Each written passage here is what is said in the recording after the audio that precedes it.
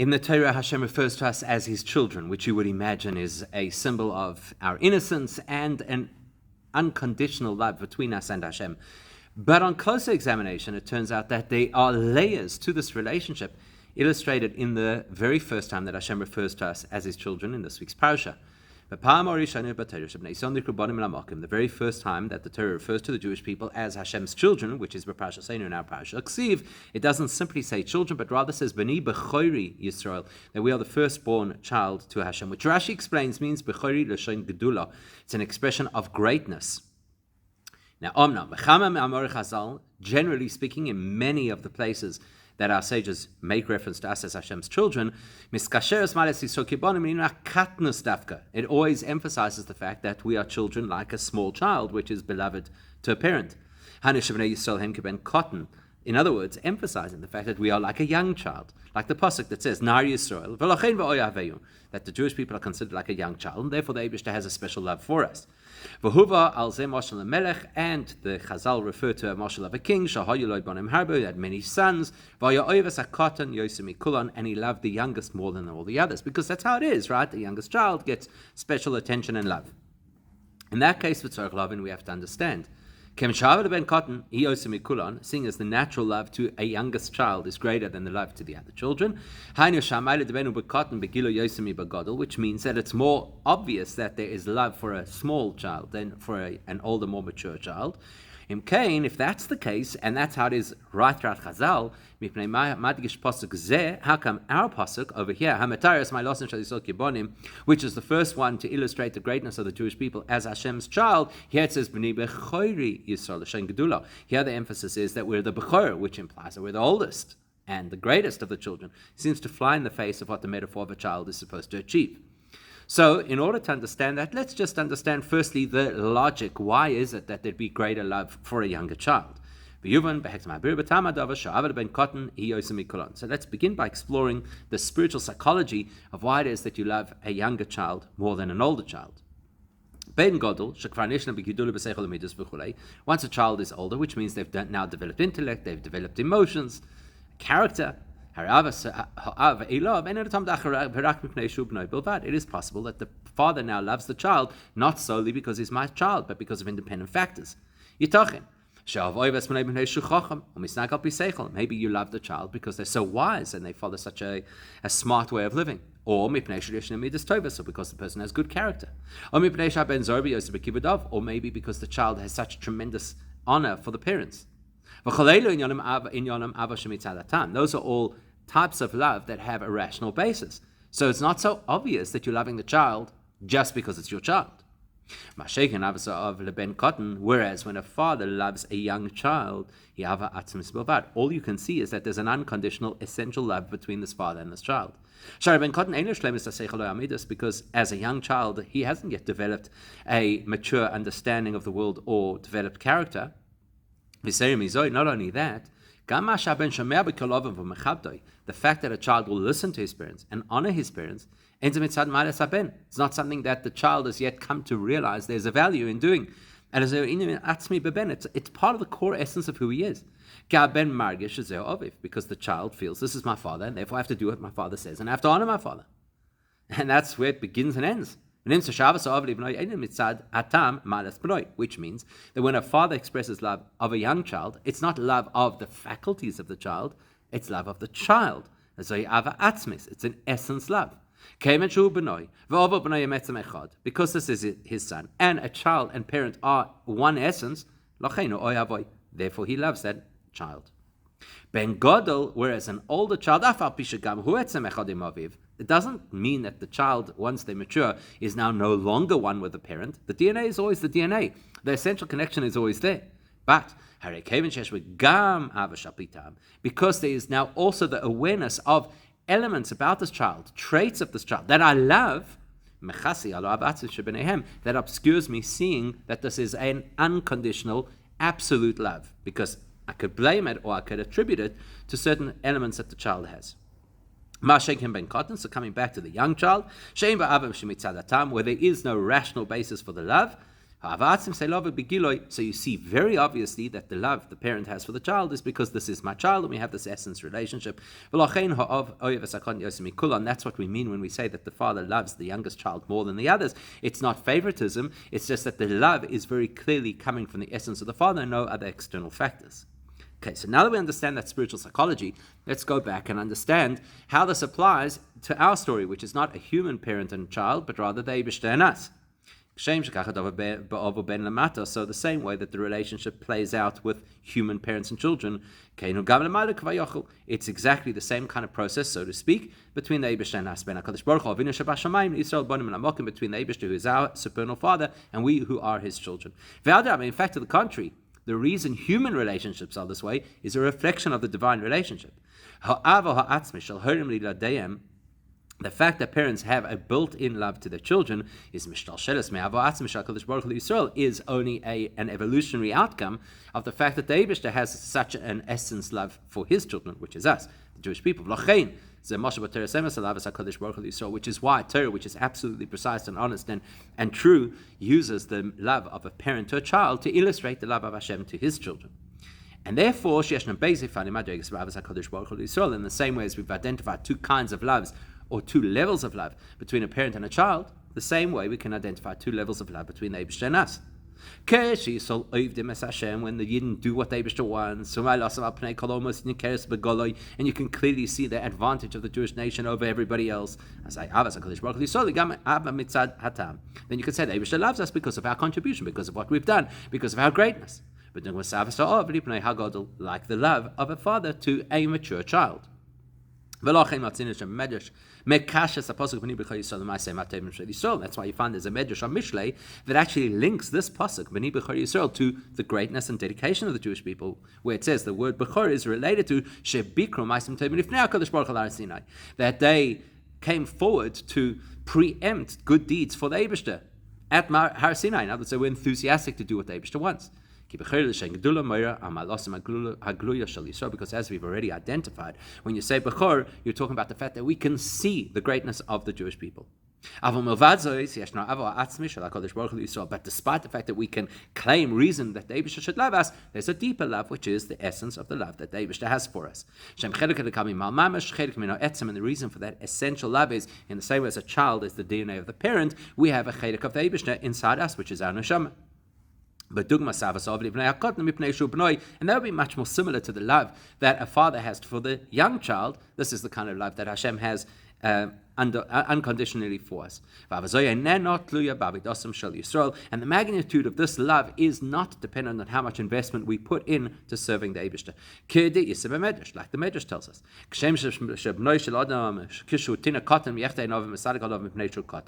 If you have a young child who does something wrong, the father's not going to step back from the child because he's a young child and he loves him. The same thing with the Jewish people. Even if we do things which are contrary to what the Eibishter wants, the Eibishter considers us as a young child and he excuses the fact that we did it, as long as it was bishkaga, it wasn't something we did maliciously. So when do we see most obviously that the Eibishter loves us because he loves us? In other words, not because of something we've done.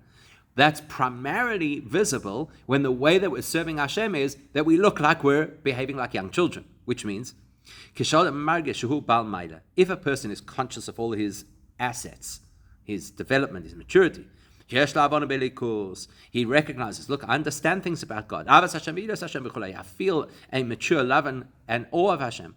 If that's something which is conscious in that human being's experience, then the Eibishter will respond to that with a love which says, well, you're identifying your greatness. I'm going to love you based on your greatness.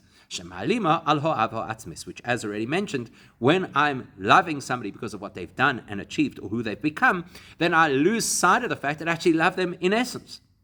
But when a Jewish person feels, I'm a child, I haven't developed. In other words, that means despite the fact that the person really has grown and achieved tremendous things, but he still sees himself as inadequate. Where the person looks at themselves and doesn't take themselves that seriously, says, you know what, I'm like a little child who doesn't really have anything to show. Compared to an infinite Eibishter, whatever I've done is meaningless. Therefore, what's motivating this person to dedicate themselves to Hashem? Not understanding, not pleasure, not love, and acceptance that this is what I need to do. That's what it means to serve the Eibishter as a young child. Which is exactly like a young child deals with his parents. One of the characteristics of a young child is that naturally the young child listens to the parents. He listens to the parents even when he doesn't understand what they're saying or why they're saying it. So the more bittul we have, the less self we project, the more we're able to elicit in an open fashion Hashem's unconditional essence love for us. So that's why throughout Chazal we emphasize the fact that the Jewish people are like a young child. Okay, the only thing is that then raises this question about Dain Tzorch Bir. Needs to be explained. The way that we've explained things, if we could keep ourselves in this mindset of being like small children in our service of Hashem, that will express or reveal the Eibishter's essence love for us. Whereas, on the other hand, when we're serving the Eibishter in a way that illustrates how intellectual we are, how mature we are, which in turn gains for us a love from Hashem, which is, so to speak, more limited by what makes sense. And that, as we've mentioned, is going to block and obstruct the essence love that Hashem has for us. Now, why is that going to generate a question? We're building to the question, because it's not the way that David designed the world. We're not supposed to remain immature, right? Yes, it's true that if a person keeps themselves small and humble, then all the attributes that the person has, their intellect, their abilities, their characteristics, will not block the godliness that's supposed to flow through them. But nobody can say it's because you have bittul, therefore this is going to happen. In other words, nobody can say bittul produces unconditional love from Hashem. So you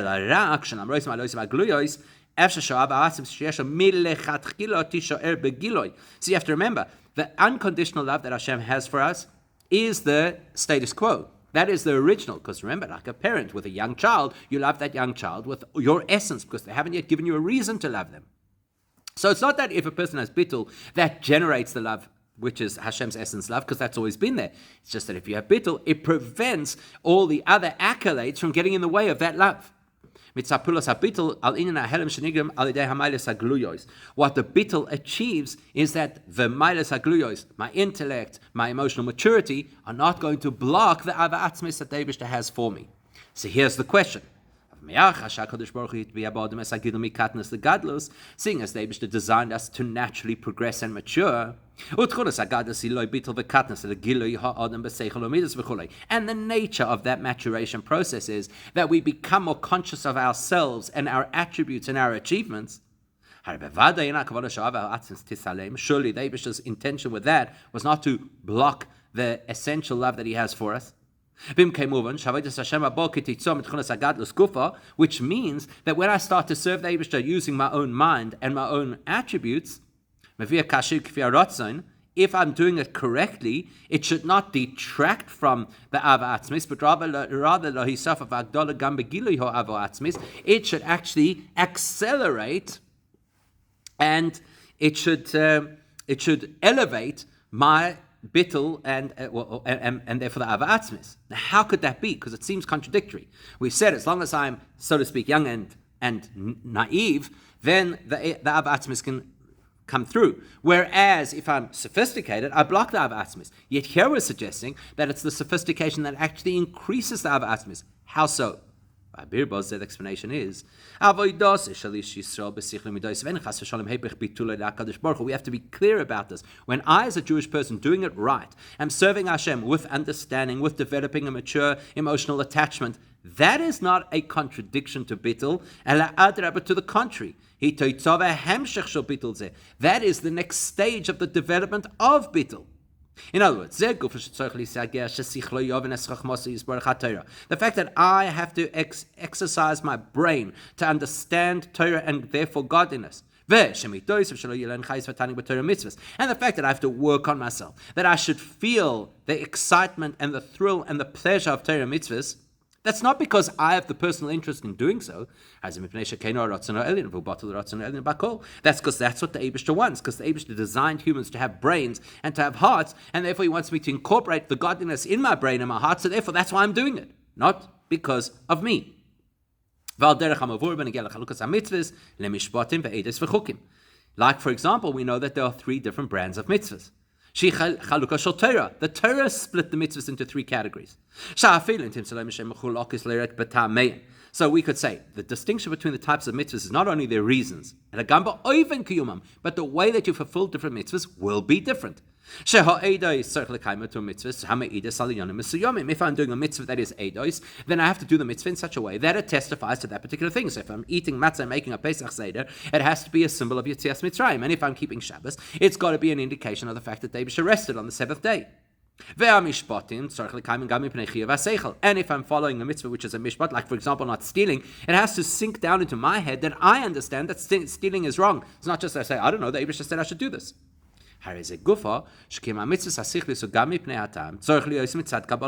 Simultaneously, I have to be conscious of and doing these things with seichel because that's what the Eibishter wants, not because I have a craving to understand mitzvahs. I know. It's because the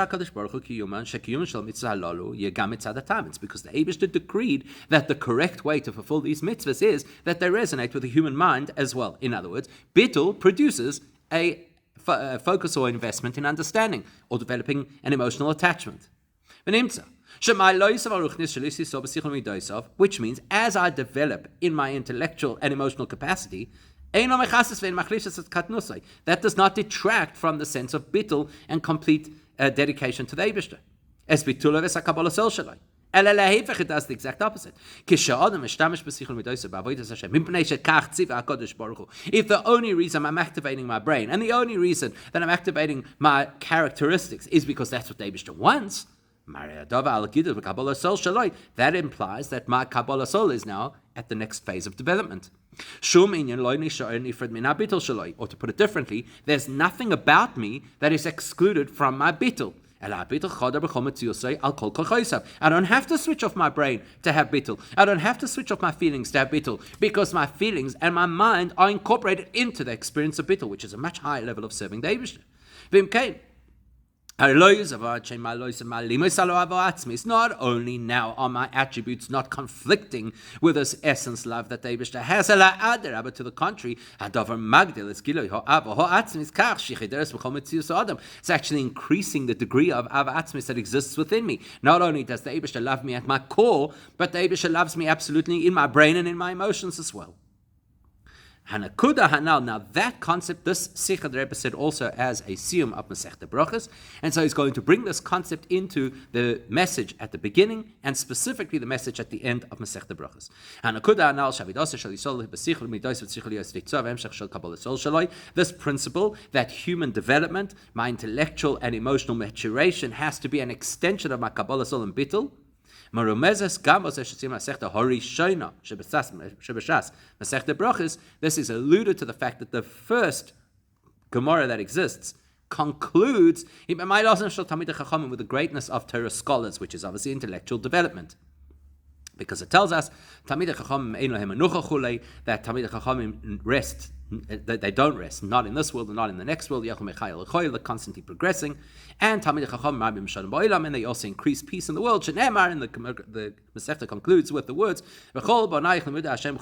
as we shall see in a moment, the pasuk about us being Hashem's children. Now, the very first tractate in Gemara, represents the very beginning of how we go about serving the Eibishter, Dahin Kabbalah Sol, which is to accept Hashem's authority. There are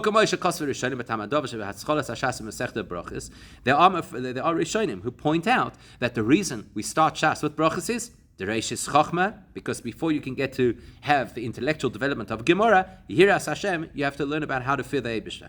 ומסכת זו מדובר על דרך, על דבר קרישמה, שהיא ייחודו של הקדוש ברוך הוא, או לקבל עליו מלכות שמיים, ועל תורה מצוות וכו'.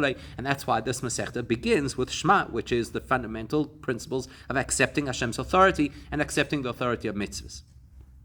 But the conclusion of the Masechta, which, by the way, one of the principles we learned in brachas is that the nature of a bracha is determined by how you conclude the bracha, which implies that the end of a subject actually summarizes and incorporates the essence of that subject. How does the end of brachas go? Talks about the greatness of Torah scholars, not pure Kabbalah soul. Their greatness is about the developed intellectual appreciation of Torah. And not only once, but it's a consistent growth in their learning and their understanding, which is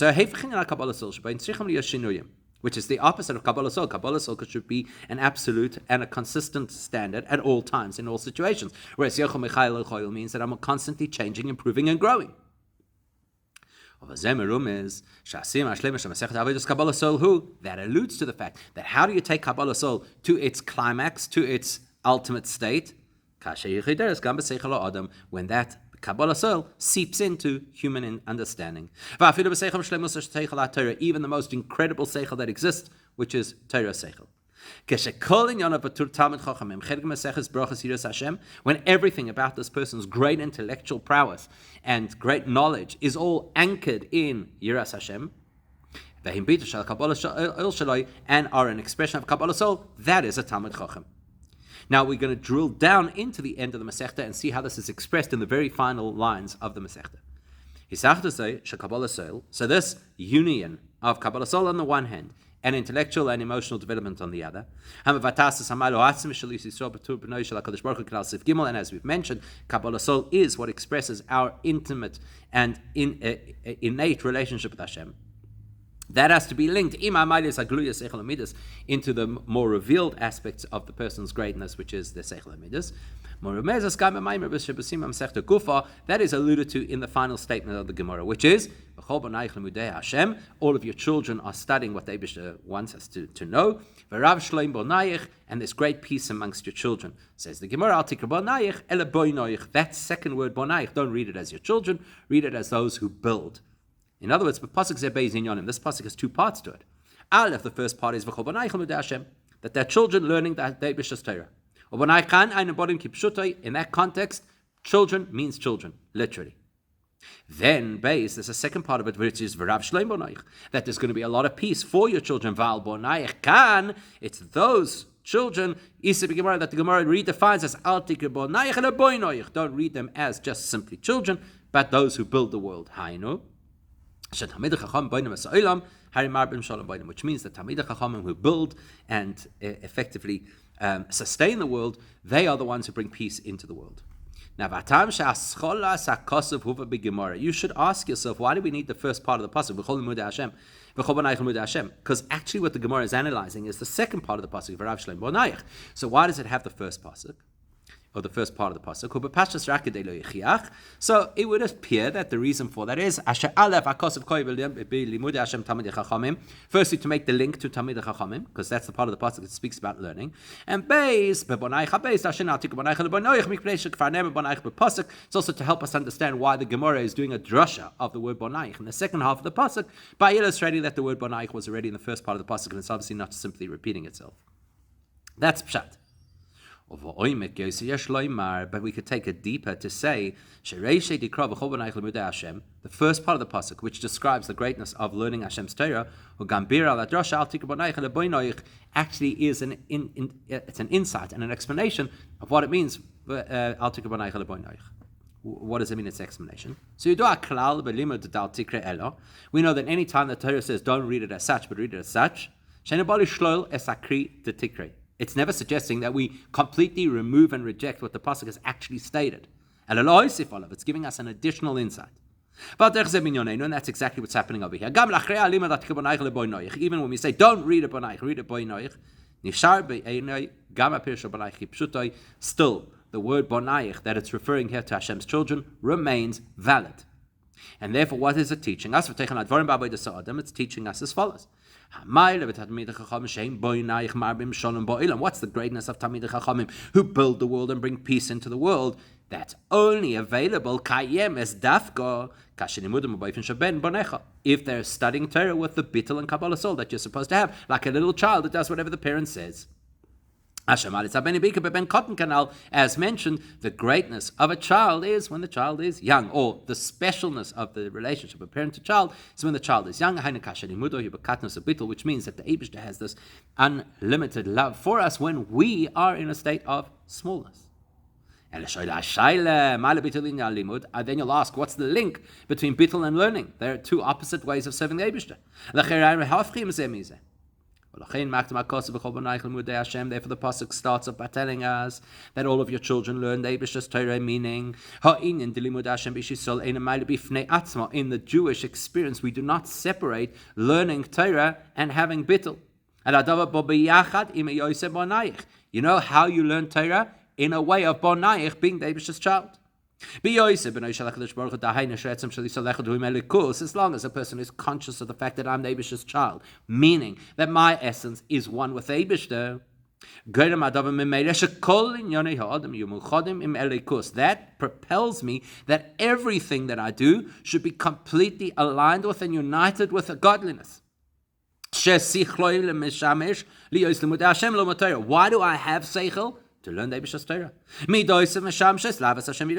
Why do I have character? Why do I have personality traits? To be able to love the Eibishter and be in awe of the Eibishter. And therefore the pasuk is telling us all the aspects of learning, serving the Eibishter is all bonayich. As long as what I'm doing has that bittul to the Eibishter, then I'm learning the Eibishter's Torah. Therefore, even if I'm now engaged in the intellectual process of Torah learning, and at that point, anybody who looks at me is not going to notice the bonayich. What are they going to see? The boinoich, the fact that I'm building the world and making a contribution, developing my own intellectual appreciation. All of that was predicated and based on the earlier bonayich in the pasuk. All of this is happening in the context of the Eibishter's child, which is expressed in absolute bittul to the Eibishter, even when I am learning with all of my faculties. And in fact, if you think about it, when you look at young children, you'll see something spectacularly interesting about young children. Generally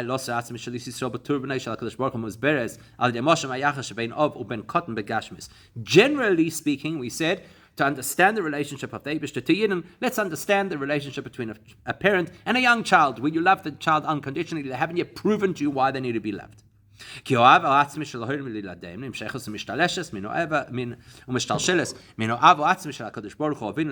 can and as we've already mentioned, the reason that it's that way in human behavior is because that is the result of how things are with Eibishter and Yidden. But now we're going to be more specific. There's more to it. That even when you are learning Torah, it is an expression of the fact that you're Hashem's child. In other words, being Hashem's child, having that bittul will create greater Torah learning. How so? Let's have a look at how it is with Yidden. Because that will result in how it is with us. In other words, if we observe how it is with a child and a child's behavior, it will help us understand how our behavior is in terms of our Torah learning. Not only is a child so dedicated to the parent, so willing to listen to the parent without questions, but children are curious and they learn in a way that adults do not. We see clearly children are forever asking questions about everything around them. Children, they never stop asking what and why. And if he doesn't get a satisfactory answer, he keeps asking. We say to him, not only that, what was the first thing that the Gemara mentioned as an asset, an accolade of the Talmidei Chachamim is, they never rest, they're consistently growing. But yet a cotton, that's exactly how children are. They never sit still. A child doesn't rest. He doesn't stick around in one place for too long. He's constantly moving, constantly looking, trying to find something to do, to occupy him. Yes, Sir Al Kain. More than that.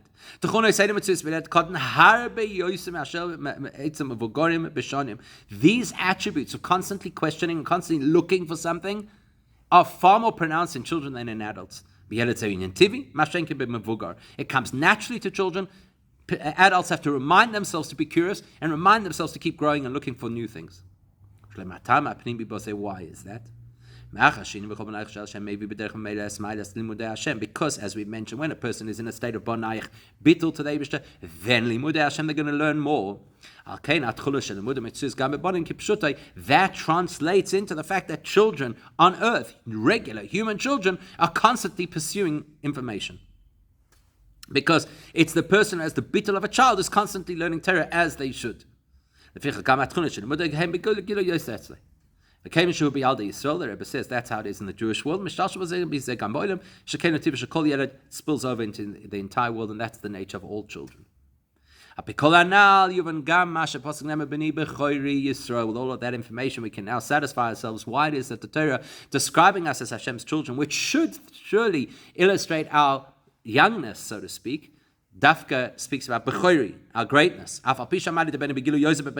Even though you notice generally the greatness of a child, much more in a young child. Which is why so many of our sources refer to us specifically as young children. Why is that? Because when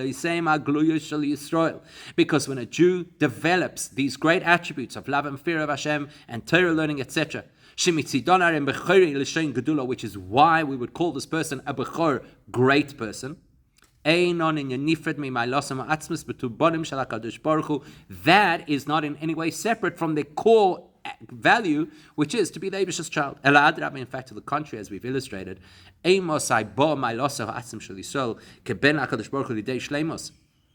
which point do we see the most clearly that we are the Eibishter's child?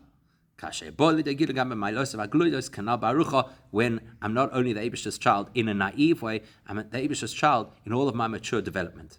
Therefore, if we have an environment where we want to illustrate the Eibishter's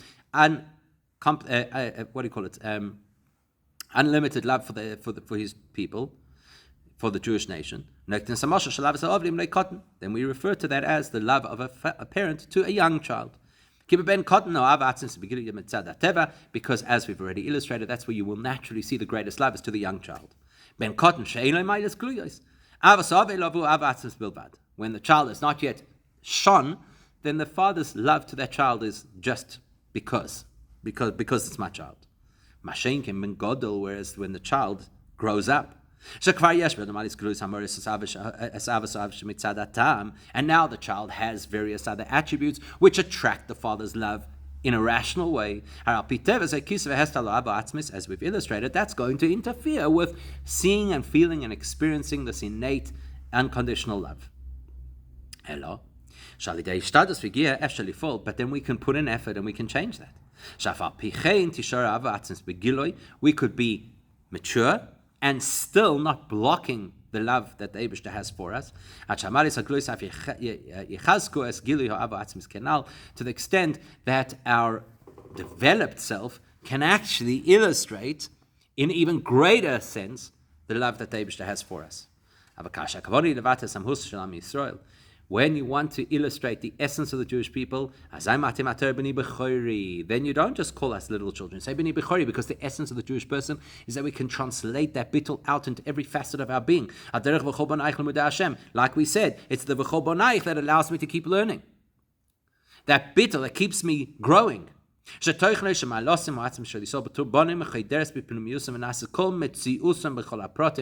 when you say B'nai B'chori, you're illustrating that essence connection that we have to the Eibishter is so intrinsic to who we are. It is so much part and parcel of us that it affects and integrates into every single facet of our being, including our mind, including our feelings as well. And therefore we can have this absolute attachment to the Eibishter and grow at the same time. There's no contradiction, to the contrary. That is the greatest expression of this bittul.